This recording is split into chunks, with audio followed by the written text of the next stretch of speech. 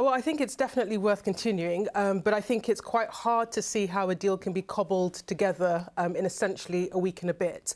And in some respects, it was quite hard to see how a deal would be cobbled together when the Prime Minister boxed himself in by saying 31st of October, do or die, and that the backstop had to be deleted. At that point, without being clear about what an alternative might be. So he's got himself into a bit of a bind, which is quite frankly of his own making.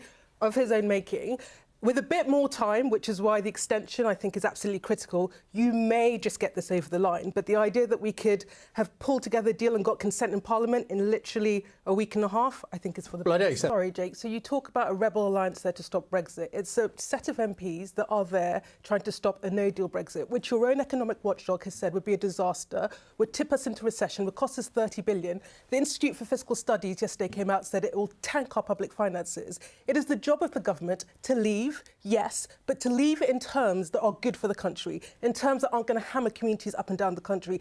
That is the responsibility of a government that was taking its job of leadership seriously.